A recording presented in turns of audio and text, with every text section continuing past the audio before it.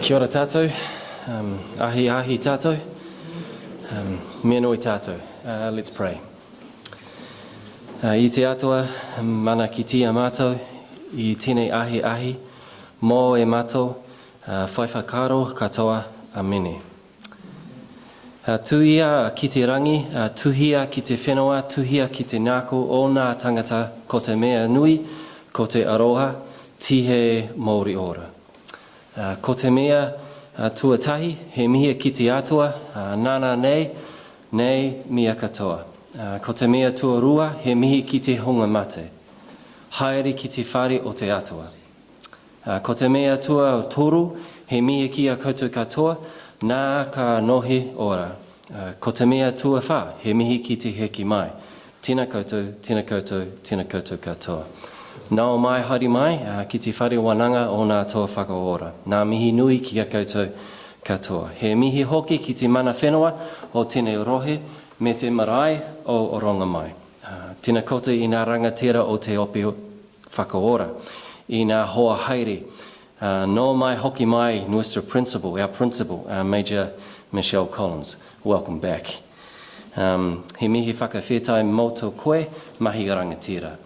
He mihi mahana a tēnei ki te mātou kai kōrero I tēnei pō, no mai I Annaliese Johnston, the Advocacy and Policy Manager of Amnesty International New Zealand. Get that on a name tag. That's a long one. It's good to have you here. I iti noa ana ne te aroha. It is only a small gift, but I have tried to speak it in love. We've greeted God to start our evening. We've saluted those who have passed on. We've turned to each other, to you, to those who have gathered, to the living faces. It is so good to see you. It is good to be together in this place. We've said that we're open to what is still to come tonight. We've saluted mana whenua and the local marae, te marae o oronga mai, and we've greeted our leaders here. And we've greeted our presenter, Annaliese Johnston.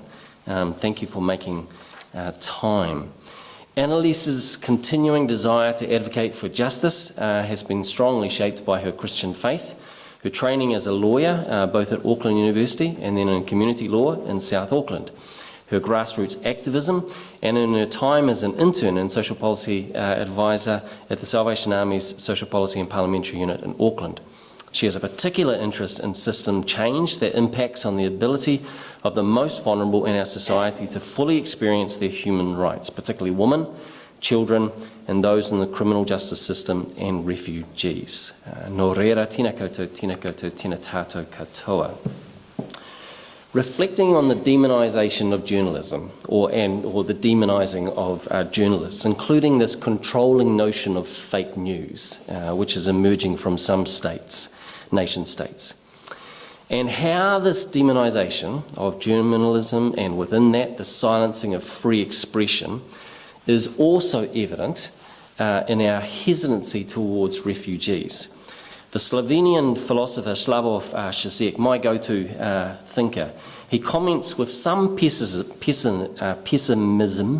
that negative thought, that the connection between the denigration of journalists and our hesitancy towards our refugees is that people simply don't want to know. And this is what he said in an interview. The first step is that people should become aware to the extent that they are controlled. And at that point he's talking about control of the media. Don't tell me this is easy to do. I don't think the majority of people really want to know how they are controlled. Most people want a peaceful life. You remember all those Guantanamo and waterboarding debates? I spoke to US sociologists who told me something very sad. The reaction of the majority of the people was not, oh my God, we shouldn't be torturing suspected terrorists, or even the opposite, we should do it, they're a threat. People thought that the state's secret agencies should do it discreetly, but they didn't want to know about it.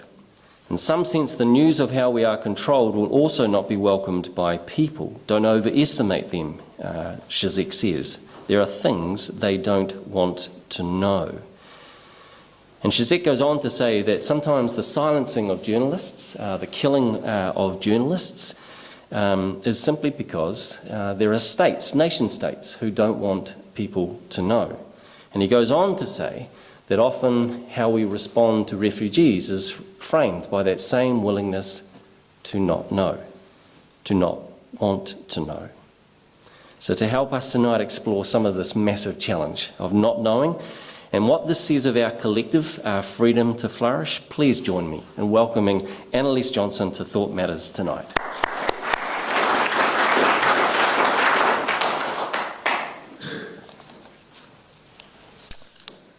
Tēnā koutou. Thank you, Malcolm, for that framing and for that welcome. That was really helpful. It's really nice to be back here. It feels kind of familiar.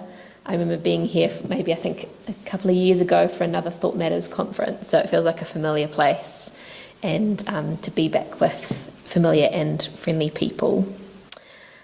I remember being along here with Campbell, Ian and Ronji, and I know some of you will know them well. And I think then, Malcolm, you referenced Zizek as well, so he's definitely a favourite of yours. But it frames, I think, my talk tonight really well. The title I kind of hastily gave Malcolm when he asked was kind of Freedom to Flourish for Human Rights Defenders and Refugees in 2019. Before I kind of go into my talk, I just thought I'd introduce myself so you get a sense of who I am and why I do this work. And so as Malcolm said, I work for Amnesty International New Zealand. We're a relatively small section compared to other countries around the world where Amnesty International has a base. And Amnesty International was started back in 1961 when a group of people in the UK, some of them young lawyers, saw that a group of students had been imprisoned for raising a toast to freedom. And that is what began a worldwide movement. We now have over 7 million members around the world, and there's a long tradition of standing up for human rights, but particularly prisoners of conscience, but it's also gone on to develop into work of research, of investigation, and of campaigning to make human rights change. My interest in human rights, as kind of Malcolm alluded to probably starts back when I was 14. I grew up in a Presbyterian family. I have 2 Presbyterian minister parents, and they raised us kids with an openness to justice and looking for truth and looking for beauty and looking for the things in this world which were not right. And so I think that really formed how we saw the world. And so when I was 14, we were living in Scotland. My dad was working for the Church of Scotland, and he knew that I was kind of had this growing interest in kind of justice and what was happening both overseas but also in the UK at that time, with quite high levels of child poverty. And he knew this was kind of growing on me, so he suggested that we go along to this protest. And the protest at the time was a protest called Drop the Debt, which was encouraging these very powerful countries who were meeting in Scotland at that time, the G8 countries, to drop the debt of developing countries. So developing countries could not progress in their development when they had these billions of dollars in debt that was held over them often. So that was my first protest as a 14-year-old, and I remember my dad running after a Kiwi journalist and saying, "We're from New Zealand." And that was kind of my awakening, I guess. And I was very lucky to be able to study law and then intern with the Social Policy and Parliamentary unit, and it was a very formative time.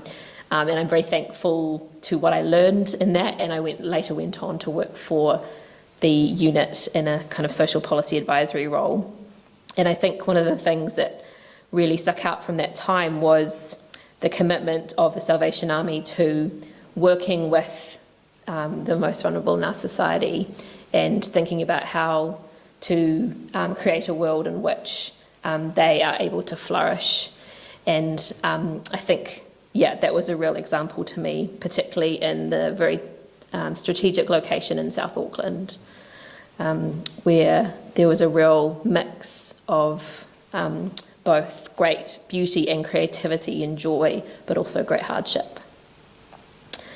So that has kind of shaped me and my background, but back to the matter at hand today and this concept of freedom to flourish, particularly in relation to human rights defenders and refugees.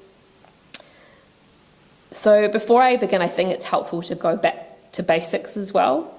So I want to take you back to 1948. So the Second World War had just ended. The world was waking up to the horror of the Holocaust and what that meant for our world in the future. This was also the year of a very foundational human rights document. Many of you would have heard of it, the Universal Declaration of Human Rights. And that document is a foundational document for the processes and the structures that we have today within the United Nations, but also has been extremely foundational for Amnesty International in its work. And the declaration begins with this statement: all beings are equal, are born free and equal in dignity and rights. And as you all, I'm sure, know, this idea is not new. It's a very Christian idea, that all are born equal and all have equal dignity. And that doesn't depend on what you do, doesn't depend on your race, on your gender. All are born equal in dignity and rights. So this devastation of the Second World War really sparked an international desire for something better, an international desire for peace. So it really encouraged the creation of this system of principles that could ensure the protection of basic human rights and dignity. So I'm just going to read out the statement of Eleanor Roosevelt, who was also, as well as a very famous First Lady, was a long-time activist on behalf of minorities, women, workers and refugees. And she had a really central role as the chairperson of the UN Commission on Human Rights in the formation of this declaration. So she worked with a small group of representatives from countries around the world to define the most essential universal rights and establish them in this official document.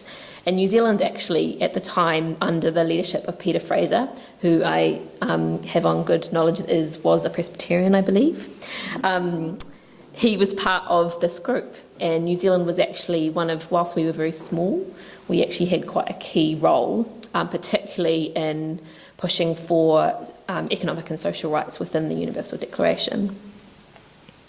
So Eleanor Roosevelt worked with these different countries, and she got there, and this collective got there.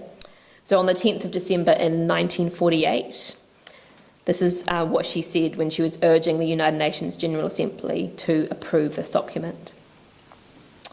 In giving our approval to the declaration today, it is of primary importance that we keep clearly in mind the basic character of the document. It is not a treaty, it is not an international agreement. It is not and does not purport to be a statement of law or of legal obligations. It is a declaration of basic principles of human rights and freedoms, to be stamped with the approval of the General Assembly by formal vote of its members, and to serve as a common standard of achievement for all peoples of all nations. We stand today at the threshold of a great event, both in the life of the United Nations and in the life of mankind. This Universal Declaration of Human Rights may well become the international Magna Carta of all people everywhere. We hope its proclamation by the General Assembly will be an event comparable to the proclamation of the Declaration of the Rights of Man by the French people in 1789, the adoption of the Bill of Rights by the people of the United States, and the adoption of comparable declarations at different times in other countries. At a time when there are so many issues on which we find it difficult to reach a common basis of agreement, it is a significant fact that 58 states have found such a large measure of agreement in the complex field of human rights. This must be taken as testimony of our common aspiration, first voiced in the Charter of the United Nations, to lift people everywhere to a higher standard of life and to a greater enjoyment of freedom. Our desire for peace lies behind this declaration. The realisation that the flagrant violation of human rights by Nazi and fascist countries sowed the seeds of the last World War has supplied the impetus for the work which brings us to the moment of achievement here today. This declaration is based upon the spiritual fact that people must have freedom in which to develop their full stature and through common effort to raise the level of human dignity. We have much to do to fully achieve and to assure the rights set forth in this declaration, but having them put before us with the moral backing of 58 nations will be a great step forward. So this was a pretty significant moment. We just had many, many years of total disregard for the human dignity of all people. So given this big moment in 1948, it went on to spark a whole lot of other principles and agreements and institutions, many of which operate today.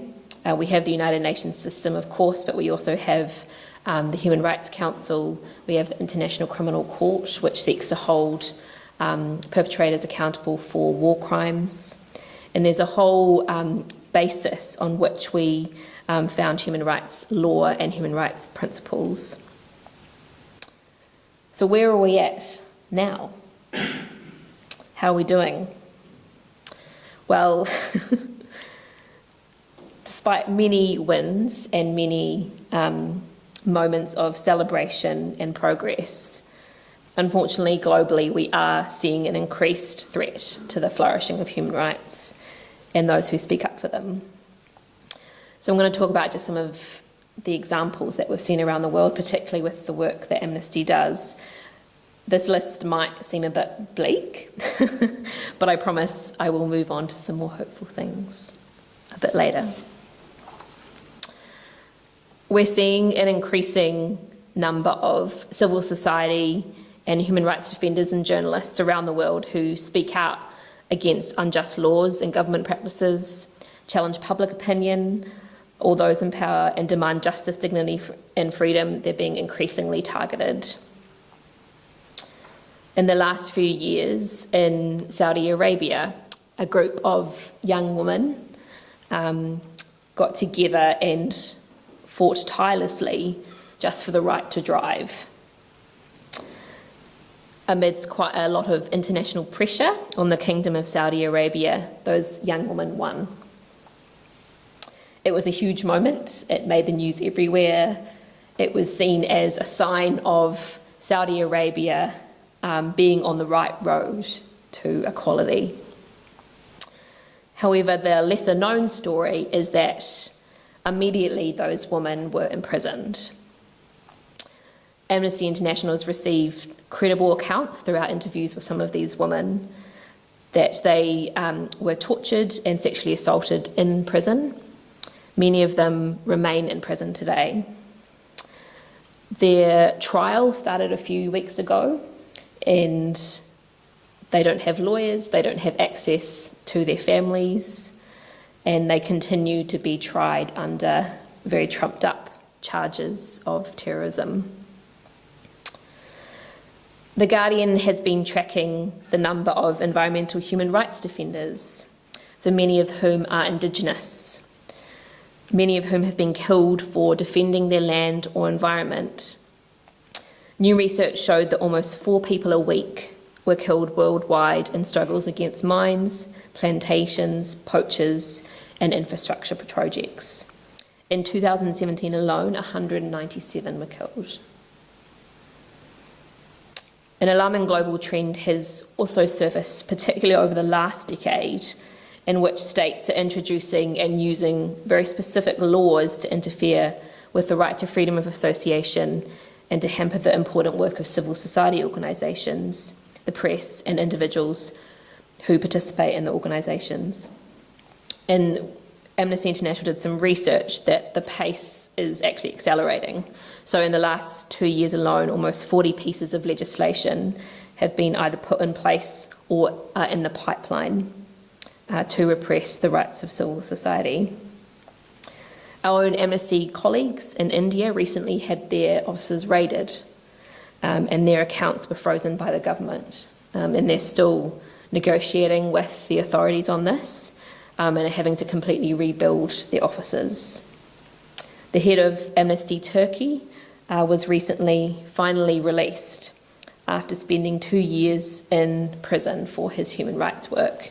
And he was charged with under terrorism charges because he had an app on his phone that the government said proved that he was engaging with a terrorist group. In Hungary, a number of NGOs are being forced to label themselves as foreign funded as the government seeks to discredit their work and turn the general public against them. Organisations failing to comply with these rules face high fines and ultimately the suspension of their activities. Organisations working in support of migrants and refugees particularly have been purposefully targeted. If you're an organisation that says that you want to help refugees and provide them with legal advice, you will be targeted in Hungary and your staff will be harassed. In China, religious minorities and human rights defenders have for a long time been vulnerable, but even more so as China's leaders call for sinicisation of religious practice, with a crackdown on churches particularly, imprisoning of human rights lawyers, many of whom are Christian, and there are currently an estimated 1 million Muslims who have been detained in so-called re-education camps. You may have heard of particularly the plight of the Uyghur people. We've received reports in New Zealand of Uyghur families that we are in contact with that they've been intimidated from China when they've tried to contact their families back there, and many of them have no idea where their families are. Last year, with great bluster and drama, the United States withdrew from the Human Rights Council, one of these mechanisms set up by the international community to build consensus and accountability on human rights. You will all have also seen the scenes on the US border as families, most of whom were seeking asylum or just a better life, were torn apart, and many of whom have not actually been reunited despite the international pushback. This trend, unfortunately, is not just limited to the usual offenders that we might think of, or outside our sphere of influence or our kind of Pacific neighbourhood here at the bottom of the world. On the Pacific islands of Manus and Nauru, men, women and children, most of whom have been found to have legitimate refugee status, are still trapped in Australian government-run detention centres. Camp guards and locals on Manus and Nauru have assaulted and at times killed refugees. Suicide attempts, including from some children, one child sewed her lips together, are a weekly occurrence. There have been reports just in the last week that these have intensified after the news of the Australian election and the vowing of the renewed success of the government to repeal a law which got through despite the best efforts of the government. And the law got through which enabled doctors to be the ones who would decide if a refugee needed to be flown to Australia for emergency medical treatment. The new government has vowed that getting rid of that law will be one of their new priorities. When I hear those kind of things, it's beyond belief, I think. I don't think it's overly alarmist, particularly in the last case, to say that's one of the most calculated systems of neglect and cruelty, and Amnesty has called it so, as have the UNHCR, the body for refugees around the world. Even more close to home, the Christchurch attacks, of course, left our whole country reeling in horror, as 51 people lost their lives whilst they were peacefully praying in their place of worship. The gunman had written on his gun a reference to the UN Migration Pact, which essentially is a document that New Zealand signed on to, which would support the flourishing and the rights of migrants, acknowledging that we have an international crisis. With a very hard jolt, this is all reminding us that we in New Zealand, in this area of our world, are not and have never been immune to the horrors and abuses of human rights, of white supremacy, of online dissemination of hate and violence. And as time goes on, we are now facing up as a country on the multiple and complex issues of racism, Islamophobia, state surveillance, freedom of religion, hate crimes, gun laws, and more. So against this rather bleak picture that I have painted, what do we do about all of this? Well, if we had all the answers, I wouldn't be here. And we certainly don't have that, and it's a bit above my pay grade. But I do want to talk a little bit about now one of the more encouraging examples, or one of the solutions that I've come across in my work, and also the role of the church in that. I think Malcolm has already said it well, but I don't think it's an exaggeration to say that many of the biggest challenges we face in human rights and this concept of human dignity in all is dehumanization, demonization, and the fear of the other. Populism and far-right governments are having a heyday at the moment, winning elections left, right and centre, largely based on narratives of fear. These narratives play on very real and legitimate concerns about economic and social marginalisation, but instead of addressing those issues, they tend to scapegoat, often on already vulnerable minorities, particularly migrants and asylum seekers, who are literally fleeing the things that they fear. I could spend probably all evening telling you all about the sobering statistics of the urgent global need for resettlement places and the global refugee crisis. It won't be news to many of you. But just to quickly summarise, so in 2018, we have 25.4 million refugees worldwide. And there are close to 1.2 of those refugees who have been identified as in need of critical and immediate need of resettlement. They're not safe in the place that they are, essentially. And this is expected to increase this year to 1.4 million. So we have this need, and then we know countries around the world have resettlement programs, so how does that work out in terms of the numbers? Well, because of this trend of fear of the other, fear of a person who is seeking asylum, or fear of a person who is seeking a better life, we've seen a real, quite dramatic impact on states and how many refugees they welcome under resettlement programs. So the number of resettlement places dropped from the highest it's ever been, which was around 150,000, and that's dropped now to 75,000 in 2017. And we think that will drop even further, particularly because the United States is currently dismantling its resettlement program quite significantly. Based on those figures, the UN High Commission for Refugees predicts that it will take 18 years for a resettlement place. So it's very common for refugee children to be born in a refugee camp and to never know anything different. I could go on, but I do want to change tack slightly and read you a poem, which I think speaks to all of this much better than the statistics do. And I think you may have heard of this poem before, but it's called Home, and it's by Wazan Shire.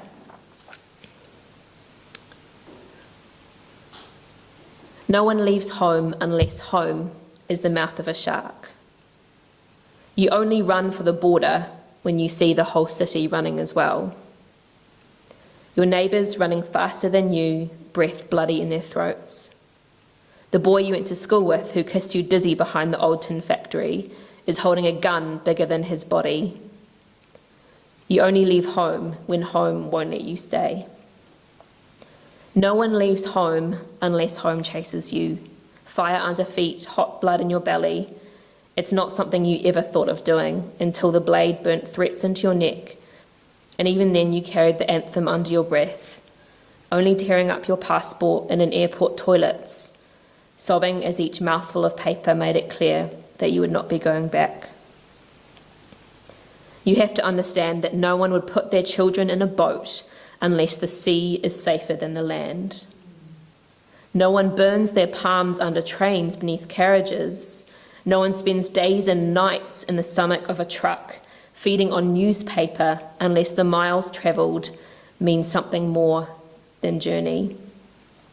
No one crawls under fences, wants to be beaten, wants to be pitied. No one chooses refugee camps or strip searches where your body is left aching, or prison, because prison is safer than a city of fire. And one prison guard in the night is better than a truckload of men who look like your father. No one could take it, no one could stomach it. No one's skin would be tough enough. The go-home blacks, refugees, dirty immigrants, asylum seekers, sucking our country dry, niggers with their hands out, they smell strange. Savage, messed up their country and now they want to mess ours up. How do the words, the dirty looks, roll off your backs? Maybe it's because the blow is softer than a limb torn off. Or the words are more tender than 14 men between your legs. Or the insults are easier to swallow than rubble, than bone, than your child body in pieces. I want to go home. But home is the mouth of a shark. Home is the barrel of the gun, and no one would leave home unless home chased you to the shore, unless home told you to quicken your legs, leave your clothes behind, crawl through the desert, wade through the oceans, drown, save, be hungry, beg, forget pride. Your survival is more important. No one leaves home unless home is a sweaty voice in your ear saying, leave, run away from me now.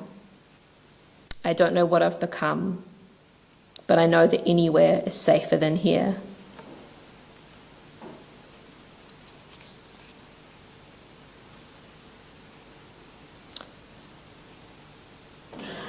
So how do we create a home and a welcome for those that don't want to leave their homes but have been forced to?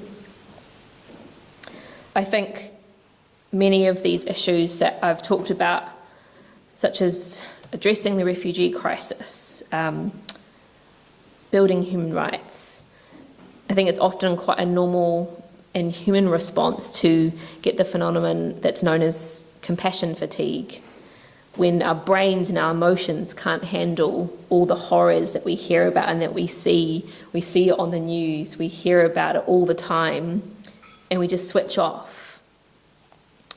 But I think that's where local solutions to global problems can really come into play.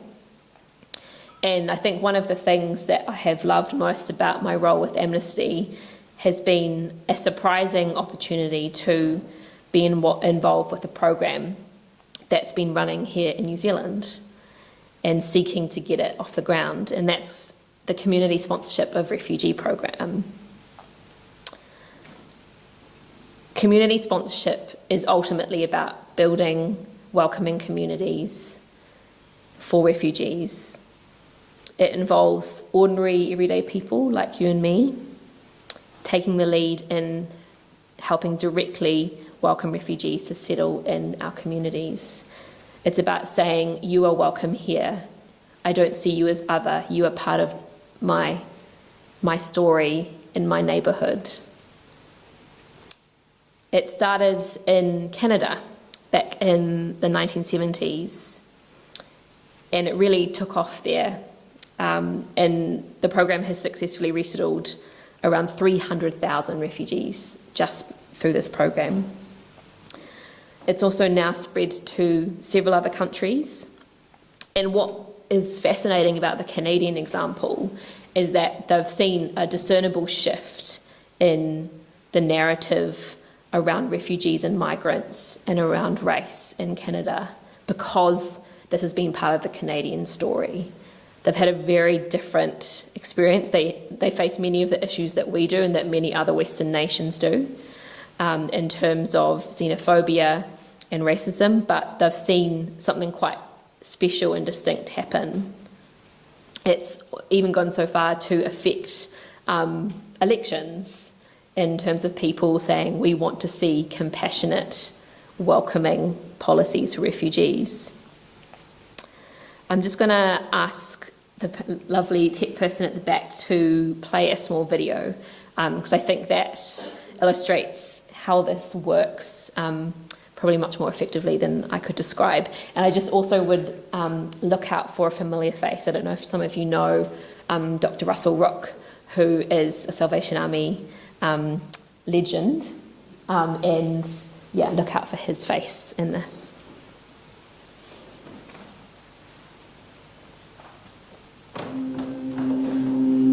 We have no hesitation in the capacity of the community to be able to welcome families to a place of sanctuary and safety. If anyone's in trouble, we'll do our best to pull together and help them out of it. We all saw the images of what was happening, in the Mediterranean. You were donating money, but you still didn't feel any better. I think I could probably remember feeling helpless, and I can't solve the whole Syrian crisis, but I can do something for a few people. We sat down together and made a commitment. Said we're going to house a family, and that's it.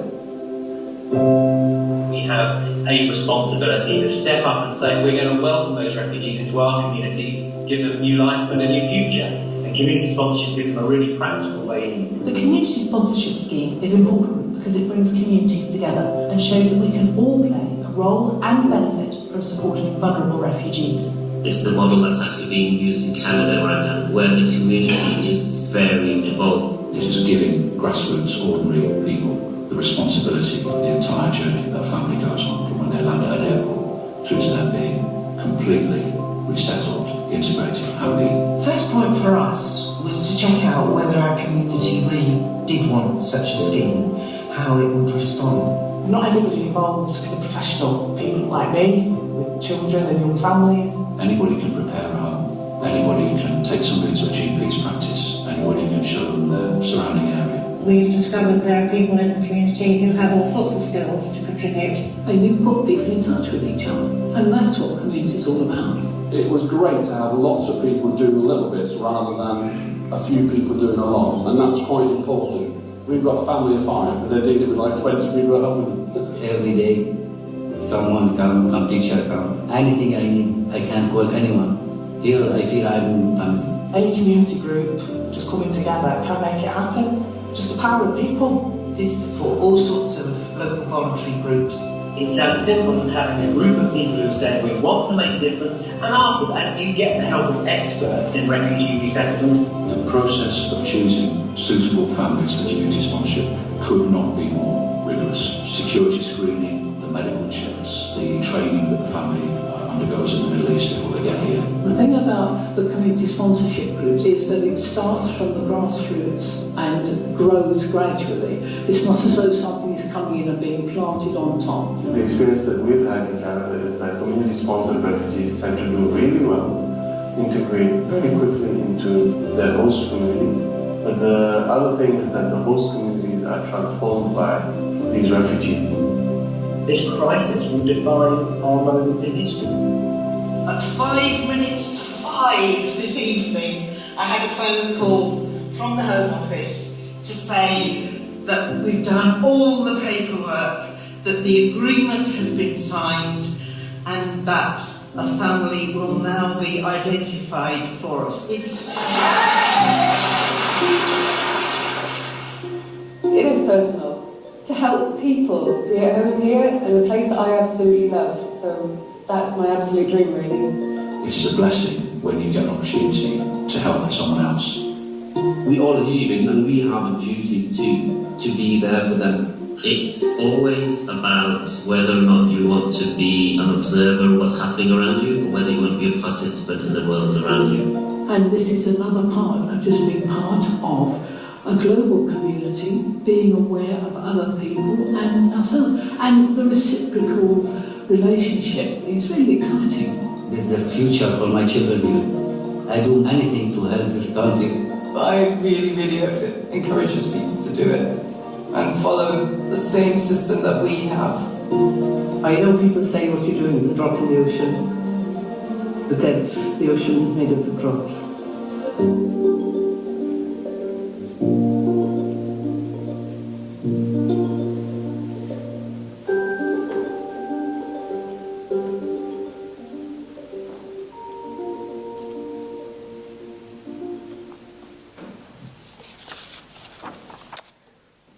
I always love watching those videos. I think what this program is it's not the solution, but it's one of many. And when you have someone who is different to you and you welcome them into your neighbourhood, it's very hard to see your neighbour as the other. It's very easy to see them as your neighbour. And I think that's what is so special about this program. And we have just started on this journey in New Zealand. So last year, there was a pilot program run, and 4 communities around New Zealand were approved as sponsors. So the program sits in addition to the quota program. So if you've heard about how the Red Cross welcome refugees through the quota program, so it sits as a complementary program alongside that. But essentially it means that the community groups and individuals, they're able to take the lead in resettling and basically building lifelong friendships, because we know that there's much more of a sense of belonging when you are part of a community, and that they provide this wraparound support for you. But also we know that what has happened in Canada is often these relationships are lifelong. They're not just a service provision. They're very much about relationship.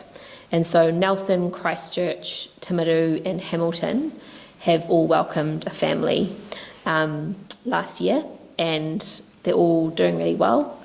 And I might just ask the tech lady again to just show you a quick snapshot of the New Zealand program.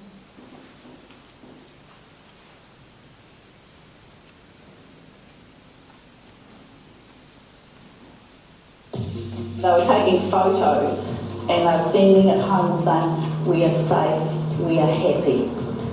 Isn't that wonderful? We are safe and we are happy.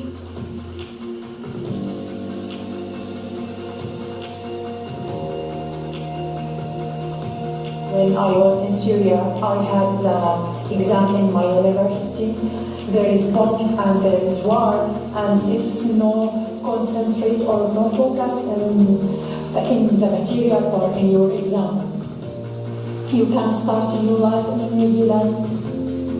It gives them a new support group of people who really care, come alongside and help with setting up bank accounts, making sure their budget is going to work, learning English, getting their driver's license. I went and talked to a guy who came from Syria with his family. We said to him, "What is it that you wished you'd had when you first came here?" And he said, "I wish I'd had a friend." And at that point, I thought, we can do this, because who can't be a friend? I just feel it's a win-win. Yeah, they're gaining a lot, we're gaining a lot. It felt like giving birth to hope. Something really moved within me, and I thought, I'm so proud to be part of it. I think community sponsorship is a brilliant way to go. It's a great addition to what New Zealanders are already doing. To be given a real grassroots opportunity to support families, would be awesome. I think that there is a lot of potential. We hear people want to do this, It's just a matter of getting government approval for more sponsorship to occur. Well, you can see how emotional I got. It's just a wonderful experience, and to help people that way. Yeah. could change people's lives.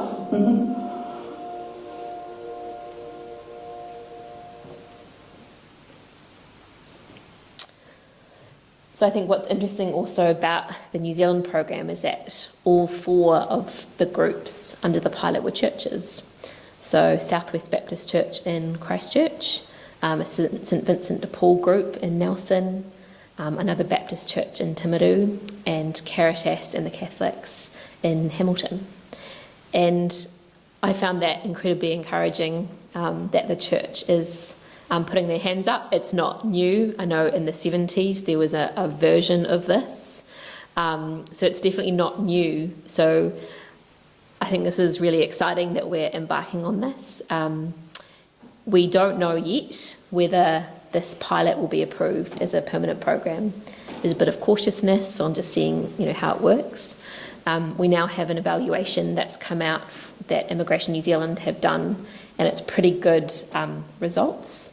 So it's very much early days, but I just wanted to share that particular example with you because I think it's a real sliver of hope. And I love the phrase she uses, it felt like giving birth to hope. So that's what I wanted to end on. Thank you very much.